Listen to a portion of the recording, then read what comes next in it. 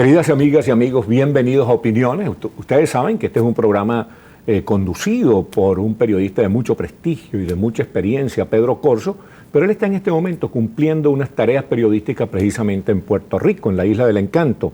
Y entonces me tocó a mí la inmensa satisfacción y la distinción de poderlo sustituir una vez más en su programa. Y vamos a conversar hoy, me atrevo a decir, sobre dos países sumamente interesantes y muy palpitantes en el ritmo de la vida latinoamericana. Nicaragua, el país de los poetas, del gran Rubén Darío, de Pedro Joaquín Chamorro, de tanta gente que luchó por la libertad, y Ecuador, otro país involucrado de una manera sistemática en la defensa de los derechos humanos y la libertad. Para hablar sobre Nicaragua, invitamos al periodista Sergio Bofelli. Bienvenido, Sergio, qué grato tenerte aquí con nosotros, hermano querido. Sergio Bofelli es un periodista que tiene una gran experiencia aquí en Miami, en Florida, en el diario Las Américas, pero también en Nicaragua. Ha sido durante años un colaborador permanente de la página de opinión, de artículos de opinión, de La Prensa, el diario que ha sido de alguna manera la vanguardia, el bastión de la libertad de expresión en Nicaragua, en Managua, en Nicaragua. Y para hablar de Ecuador, invitamos a un profesor universitario de mucho prestigio ecuatoriano, tiene muchísimos años en los Estados Unidos, pero es un hombre que ha mantenido de una manera muy cuidadosa, yo diría muy virtuosa, la relación con su país. Es un hombre que no ha dejado de ser ecuatoriano ni un minuto, siempre ha estado preocupado por la suerte de su país. Bueno, vamos a hablar de estos dos países. Vamos a comenzar por Sergio. Sergio, en estos días, un periodista ecuatoriano, por cierto, nicaragüense, por cierto, del diario de La Prensa, se quejaba de que los Estados Unidos habían de alguna manera perdonado al sandinismo en todos los atropellos que hizo el sandinismo, empresarios y empresas norteamericanas, y prácticamente les había levantado todas las sanciones, todas las prohibiciones para que el gobierno de Daniel Ortega, un gobierno reiteradamente antinorteamericano, pudiera actuar libremente en los espacios internacionales, sobre todo en la relación con los organismos financieros multinacionales. Sí, este es el llamado waiver, sí, que todos los años waiver, se le renovaba a Nicaragua desde tiempos de Doña Violeta. Sí. ¿No? Y Doña Violeta Barrios de Chamorro. De Chamorro. Entonces, de esta manera ellos tenían pues acceso a fondos y a préstamos y todo lo demás. En realidad, los que hemos permitido esta barbarie hemos sido los mismos nicaragüenses. Hablo de las confiscaciones. Nicaragua, el pueblo nicaragüense ha pagado aproximadamente $2.000 millones en indemnizaciones a las personas que fueron injustamente confiscadas y expropiadas en tiempos del sandinismo. Eso es lo que llamaron la piñata, ¿no? La piñata que la legalizan en los 2 meses anteriores a entregar el poder. Es decir, ya pierden las elecciones, 2 meses después deben entregar el poder, entonces en esos 2 meses aprueban leyes pierde la toda carrera. Daniel Ortega con la señora Chamorro, y antes de entregarle el poder... En 1990. Sí. Y luego ningún gobierno verdaderamente hizo nada por corregir esta situación. Ellos se quedaron con casas, con empresas, con fincas, con todo lo que se te ocurra, medios de producción y todo lo demás, que es lo que les permitió después de 90 estar económicamente oxigenados. Y entonces los casos se han venido resolviendo en el camino, por supuesto, muchos ciudadanos estadounidenses y además nicaragüenses, luego nacionalizados estadounidenses, que también reclamaban esos derechos.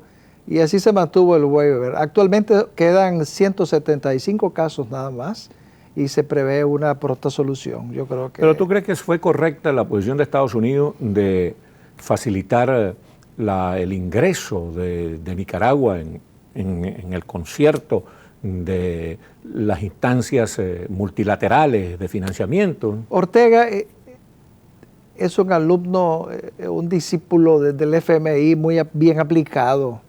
Lo que tenemos en Nicaragua es un gobierno autoritario de corte neoliberal 100%. Con una máscara socialista. Que además cumple o procura cumplir con todo lo que Estados Unidos le exige en cuanto a control de migrantes, tráfico de drogas, trata de blancas, etcétera, etcétera. Y al final de la historia, como todos sabemos, los estados tienen intereses, no tienen amigos. Y en ese contexto es que se da esta situación. Claro, deberíamos pensar que hubiéramos preferido que el waiver se mantuviera, sí, señor, no solamente por asuntos de propiedad, sino por asuntos de respetos humanos y por espacios para la democracia en Nicaragua, que no los tenemos. Y por ahí debería haberse quedado claro, el waiver. Ya vamos a hablar de eso, de los espacios para la democracia, pero aprovechando esa frase tuya, los espacios para la democracia, hay algo que tengo que preguntarle a nuestro querido profesor Maldonado, y es lo siguiente. En estos días vi en uno de los periódicos locales una foto en la cual aparecían unos manifestantes, creo que incluso no eran ecuatorianos, con una consigna en una pancarta que decía, en una tela de esa que decía, derrocar a Correa ya. La lucha de los ecuatorianos en este momento, que estuvieron en las calles el jueves y el viernes pasado exigiendo respeto a la libertad de expresión, manifestándose contra el continuismo, contra la reelección indefinida, pidiendo el respeto a los derechos de los indígenas, etcétera, etcétera, es una lucha para derrocar a Correa, es subversiva, es golpista. Bueno, la lucha no necesariamente es para derrocar a Correa. La marcha que se inició el 2 de agosto y que uno de los puntos más importantes de esta marcha fue el 13 de agosto, en donde la comunidad indígena de todo el país se movilizó. En efecto, se dice que caminaron alrededor de unos 700 kilómetros desde el punto de origen a Quito, en donde no necesariamente están hablando de derrocamiento. El derrocamiento es una cuestión que en este caso pudiera estar en contra de lo que la Constitución llama. Lo que el pueblo ecuatoriano quiere es, a través de esta marcha que se llevó a cabo, como dije anteriormente, es lo que quiere que el gobierno tome una posición diferente a la que ha tenido por los últimos 8 años. Desde la elección de Correa en el año 2007, lo que hemos visto es simplemente un proceso de cambio en donde los ciudadanos poco a poco han ido perdiendo los derechos humanos, el derecho a la libertad de expresión. Ha habido la injerencia por parte del gobierno por medio de la represión, persecución y en algunos casos de encarcelamiento. Augusto, en el caso de los indígenas, que fue la movilización más vistosa, no es que sea la más importante, todas son muy importantes, pero la más vistosa que fue la de los indígenas, porque tuvieron que hacer esa caminata de cientos de kilómetros. ¿Qué es concretamente lo que ellos reclaman? Bueno, básicamente hay algunos temas que ellos les preocupan mucho. Por ejemplo, tiene que ver con la educación. Okay. La educación bilingüe hacia las diferentes comunidades indígenas. Tengamos en cuenta que alrededor de 14 grupos de indígenas en donde se cree que el 7%, de acuerdo al censo del año 2010, el 7% de la población son indígenas. El problema de la educación, que es sumamente importante, pues es uno de los temas. El otro es la posición que ha tomado Correa hacia el uso de la tierra, las minerías, el agua. Y hay que entender muy claro que el indígena está muy aferrado, muy acercado a la tierra, a la agricultura. En efecto, el 70% de las personas de movimientos indígenas trabajan en áreas rurales que tienen que ver mucho con la agricultura. Entonces, ese es otro tema. El otro tema, que quizá es uno de los más también bien crítico, es de que Correa trata de hacer cambios nuevamente a la Constitución. Y entre ellos hay otros temas que afectan a la comunidad indígena. Entonces, el problema de la reelección indefinida es uno de los puntos claves dentro de esta marcha que se llevó a cabo pues, que culminó el 13 de agosto en Quito. Es que no quieren la reelección indefinida de Correa. Sí, Correa quiere cambiar nuevamente la Constitución para quedarse de una forma indefinida, como hay los casos en Venezuela, como hay los casos en Nicaragua. Eso iba, ¿no? Que quería conversar un poco con Sergio Bofelli de Nicaragua sobre esto. Una de las grandes calamidades de la democracia latinoamericana, uno de los factores de distorsión, de desnaturalización de la democracia, es ese empeño de algunos caudillos en la reelección indefinida. La reelección realmente ha sido una pesadilla para nuestros países y es el formato del llamado socialismo del siglo XXI, neocomunismo es ese, la reelección indefinida. Y en el caso de Nicaragua estamos padeciendo ese problema porque Ortega ha pasado un montón de años en el poder. Yo en los años 80, junto con otro periodista venezolano, escribí un libro sobre Centroamérica, se llama Democracia en Centroamérica, precisamente, y me tocó entrevistar a los principales líderes centroamericanos, entre otros a los principales líderes del sandinismo, Ortega, Núñez Telles, todos ellos, Bayardo Arce, y aquel que se le echaba de poeta era un policía más bien, ¿cómo se llama? Tomás Borges, ¿no? Tomás Borges, un policía insoportable, insufrible. Entonces, cuando ellos perdieron las elecciones con la señora Chamorro, también fuimos 3 periodistas venezolanos a apoyar, a ayudar en materia comunicacional a la señora Chamorro en esa campaña electoral. Cuando ellos perdieron las elecciones con la señora Chamorro, habían destruido de una manera tal a Nicaragua que yo pensé que más nunca el sandinismo iba a parar cabeza en Nicaragua. ¿Qué fue lo que pasó? Bueno, nos enviaron a los niveles económicos de 1940. Sí. Así de sencillo. En 1990 Nicaragua tenía los índices económicos que tuvo en 1940. Claro, ellos lo atribuían entonces y lo siguen atribuyendo, ¿verdad? Que todo es culpa del imperio, porque si no hubiera habido la guerra de Washington, como ellos dicen, la guerra civil, que Estados Unidos apoyó y financió a la contra, entonces eso no hubiera ocurrido.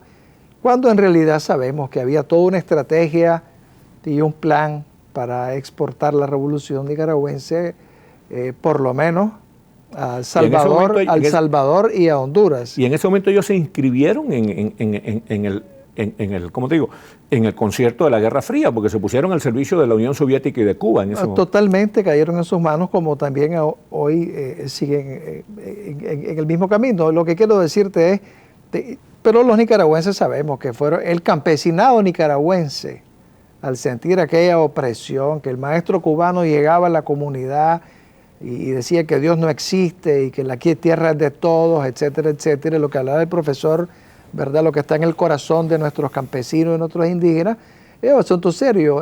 No le hables de Dios, no le toques su tierra, ni le toques a su familia, ¿ok? Porque eso lo defiende con machete en mano. Estos señores, estos campesinos, comunidades enteras de todo el norte de Nicaragua y del Atlántico, que históricamente fueron base social del Frente Sandinista en la guerra de guerrillas y todo lo demás, son ellos mismos los que empiezan y los que se unen a la contra, ¿no? Unos cuantos oficiales de la Guardia Nacional al principio, pero el grueso. Recuerdo haber entrevistado allá en la frontera de Honduras y Nicaragua, en el río Coco, a Enrique Bermúdez, el coronel de la Guardia que estaba al frente de los contras. El 380, sí, que fue asesinado en Managua poco después del triunfo de doña Violeta Barrios de Chamorro, y después continuaron apareciendo muertos muchos comandos de la resistencia que en algún momento se contabilizaron en 900. Algunos decían pues que eran asesinatos selectivos, otros pues que nada, que eran accidentes de la vida diaria. Lo que te quiero decir es, la Asamblea Nacional en los 1990, con mucha visión y mucha sabiduría, por toda la historia nuestra de caudillos, de guerras, de revoluciones, de dictaduras, de vueltas a guerras e insurrecciones, ese círculo perverso. Y de dinastías como la de Somoza, que gobernó durante décadas. 43 años, establecieron la no reelección continua. ¿Okay? Y solamente en 2 oportunidades, sí, y se acabó, ¿no? Y así estábamos hasta que el señor Daniel Ortega, luego de tener el control de la Asamblea Legislativa en el 2010-2011, hizo un cambio. Reformó, claro, quitó de en medio el artículo 147, que era el que le prohibía la reelección, y lo han dejado que simplemente reelección continua y indefinida, si él quiere, ¿no? Pero es el mismo esquema que aplican en todos los países, sí, lo han aplicado en Venezuela, en Ecuador, en Bolivia. Sí, exactamente el mismo manual. Hoy por hoy, Daniel Ortega es un gobierno autoritario, dictador, porque controla todos los poderes e instituciones del Estado. Sí, controlados por ellos, pero más o menos, como tú bien decías, es como un formato, es como una franquicia, todos se parecen mucho, ¿no? Así es. Es decir, todos comienzan por ganar las elecciones, aprovechándose del descontento popular, justificado o no, ganan las elecciones, y desde la democracia se dedican a destruir la democracia. Eso es más o menos lo que ha hecho Evo Morales, lo que hizo Chávez, ahora Maduro, lo que ha hecho Daniel Ortega y lo que ha hecho Rafael Correa. Pero Rafael Correa prometió,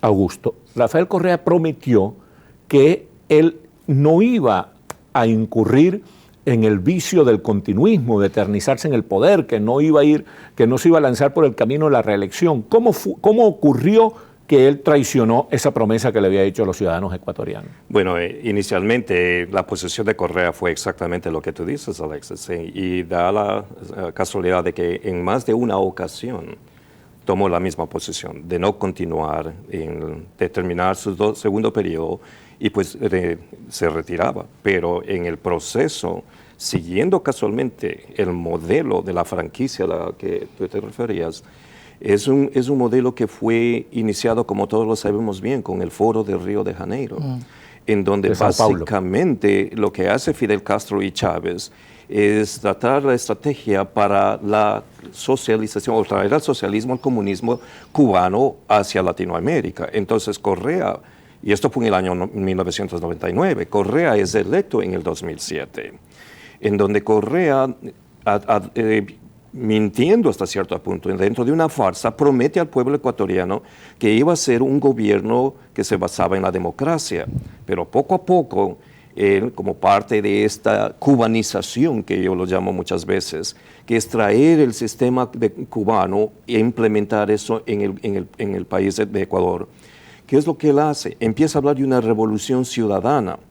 La revolución ciudadana no es nada más que la revolución cubana, es la revolución chavista bolivariana que tenemos ahora en Venezuela. Ese modelo es casualmente lo que tenemos hoy en Latinoamérica, en estos países que siguen la ideología de Fidel Castro y de Chávez. ¿Quiénes son los autores de tanto daño que se ha llevado, por ejemplo, en países como Ecuador, Nicaragua y Bolivia? Ahora yo le voy a hacer una pregunta que es común a Sergio Bofele y a ti, Augusto.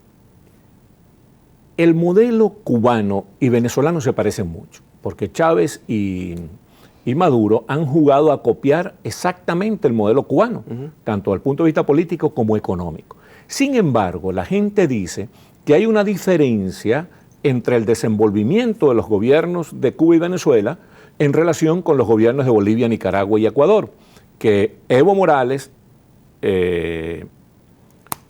Rafael Correa y Daniel Ortega, aunque han aplicado en el territorio de la política, los derechos humanos, la libertad de expresión, el abuso del poder, el atropello, todas esas cosas, en materia económica han dejado funcionar el capitalismo.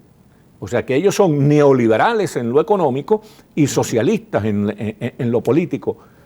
Los que dicen eso con respecto a Nicaragua y los que dicen eso con respecto a Ecuador tienen razón. Vamos a ver, Sergio, y después Augusto responde. Yo creo que Cuba no le hubiera funcionado si Cuba no fuera una isla, claro, por decirte algo, ¿no? Como no le está funcionando a Maduro en Venezuela. Y por eso lo ves en la crisis y el caos que mantiene al país entero, ¿no? Ortega, el Frente Sandinista, ¿no? Y Ortega, estamos hablando de una historia de más de 50 años de experiencia en conspirar acumulada, ¿no? Y creo que han aprendido algunas lecciones de los años 80. Pero entonces, hoy por hoy... Mi pregunta es, como país capitalista, sí, Nicaragua está funcionando, está creciendo económicamente. Ortega es un capitalista que ha aprendido a que no puede entrar en conflicto con el sector privado. Se ha acercado a ellos se han acercado a él. Es un sector privado que hace negocio con quien esté en el poder. Y entonces eso ha permitido esta convivencia un poco vergonzosa para muchos de nosotros entre el poder político y el poder económico, pero que a fin de cuentas no nos debe extrañar. Así como también aprendió que no puede confrontar a la Iglesia Católica, entonces la ha dividido. Entonces tiene a un cardenal a favor y al otro no, por decirte algo. Crecimiento económico, ahora hay un alboroto, como decimos nosotros en Nicaragua, porque economistas independientes detectaron que las cifras del Banco Central de Nicaragua no estaban ajustadas. No, fueron adulteradas. Y entonces ha creado una terrible desconfianza porque era, por decirte, la única institución que publicaba sus estadísticas, Sí. no por voluntad propia probablemente, sino por exigencias del Fondo Monetario Internacional, Banco Mundial y todo lo demás. Ahora resulta que tienen que hacer ajustes porque lo que han dicho no necesariamente es lo correcto. Ellos aspiran a un crecimiento económico de 4.5% y lo proyectan como un logro extraordinario. Pero te digo, Pero es dudoso eso, ¿no? Escucha, claro, durante los últimos 15 años de los Somoza, Nicaragua creció arriba del 6% anual. Y sin embargo, Somoza cayó.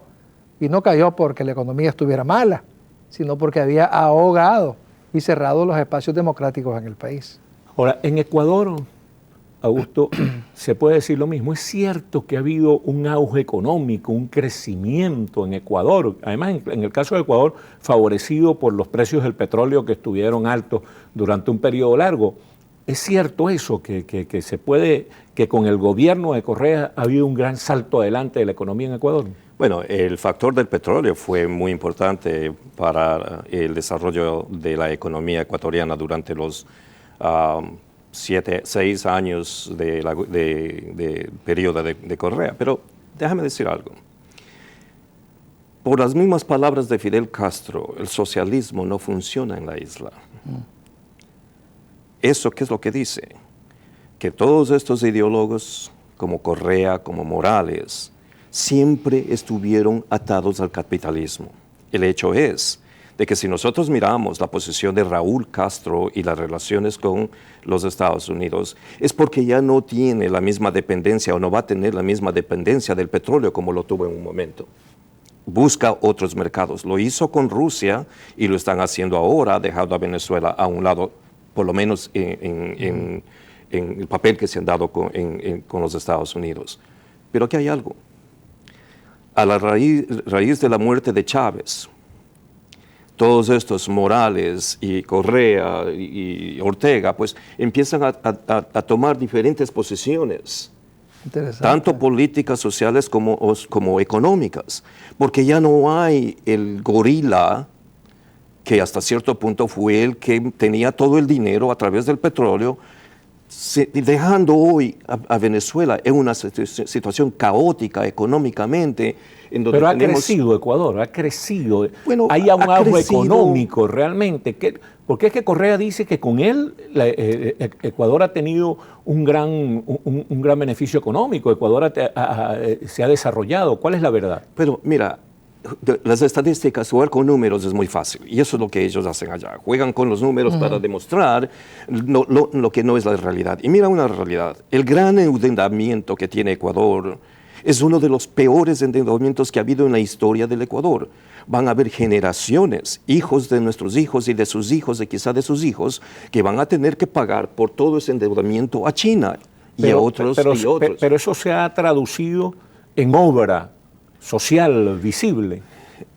Quizá no al punto de posiblemente que dado el capital, dado el dinero que tenían, por ejemplo, con la situación del petróleo, cuando estaba sobre 140, entre lo que gastaron y el resultado. Es lo que han hecho, desperdiciado el dinero ha sido desperdiciado. ¿Cómo puedes tú depender de una economía en donde el sector público emplea a la mayor parte de ciudadanos, en donde tenemos que el sector público no es un generador de dinero, es el sector privado quien genera dinero. Riqueza. Ahora, ¿qué es lo que ha hecho Correa?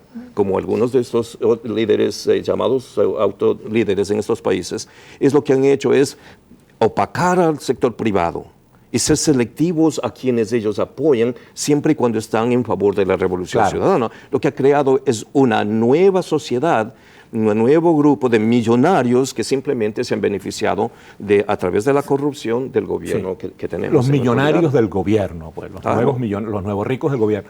Ahora, en el caso Nicaragua tiene más millonarios. Es el país que más millonarios tiene en relación a todo Centroamérica, para que tengas una idea. Eso a raíz del señor Ortega. La bandera económica de Ortega, vamos a crecer 4.5%, y además tenemos megaproyectos fabulosos, faraónicos. Vamos a hacer una refinería, un canal, Háblanos un poquito del canal. Vamos a tener un satélite, Sergio. vamos a crear una represa con los brasileños, que salió el escándalo ya de la corrupción con Petrobras y que probablemente va también a pringar a Nicaragua y todo lo demás.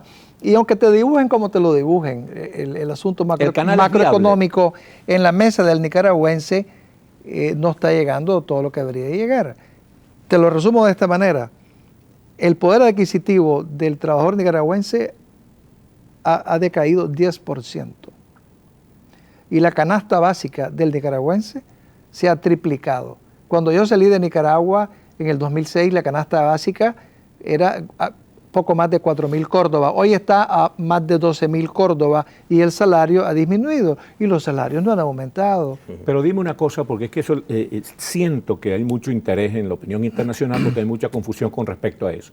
¿El canal alterno que quieren hacer para competir con el canal de Panamá es viable? ¿Eso tiene sentido que van a hacer con China? ¿O eso es un señuelo que solo sirve para crear ilusiones que... Bueno, anunciaron el canal. Le entregaron esta concesión a este señor Wang Jing por 50 años renovables por otros 50 más, donde Nicaragua obtendría 1% anual únicamente de las acciones del canal, ¿verdad? Y le entregaron para que él decida la ruta, el ancho y todo lo demás, que va a causar un destrozo en el medio ambiente espectacular, en las comunidades campesinas, va a afectar el agua potable. Hoy que el agua es algo tan precioso, vamos a probablemente a destruir. ¿Se va a hacer o no se va a hacer? El lago, nos quedan un par de minutos. Dime, ¿se va a hacer o no se va a hacer? El lago de Granada. Bueno, es el día de hoy y no se conocen los estudios de impacto ambiental. Ni estudios de factibilidad económica. Y eso te lo dice todo. Sí, ya eso es demasiado revelador. Augusto Maldonado, para terminar este programa, nos queda un minuto. Dime una cosa, ustedes, los ecuatorianos, los de allá y los de aquí, son optimistas. ¿Ustedes creen que después de estas manifestaciones tan esplendorosas, tan impactantes, tan gigantescas que se han suscitado en las últimas semanas contra el presidente Correa, Andrés Páez Benalcázar, Emilio Palacio aquí, Jaime Nebot, Guillermo Lasso, todos esos dirigentes, se está creando una unidad del pueblo para rescatar la democracia? ¿Son optimistas ustedes? Bueno, nunca debemos perder la esperanza y debemos ser optimistas de que en algún momento Correa, como estos otros dictadores totalitarios de un sistema hasta cierto punto fascista, van a tener que dejar del poder. Exacto. No hay un gobierno, no hay un dictador que haya durado 100 años. Ahora, ¿somos optimistas? Sí. ¿En dónde está nuestra esperanza? Posiblemente en las próximas elecciones. Sí, señor. Y la razón porque Correa, como el resto de estos gobernantes, lo que han hecho es atar el sistema legislativo, ejecutivo y judicial. Queridas amigas y amigos, bueno, muchísimas gracias a ustedes por su atención, a Sergio Bofelli, a Augusto Maldonado. Todos somos optimistas con respecto al porvenir de América Latina. Hasta el próximo domingo, si Dios quiere, y la Virgen del Valle.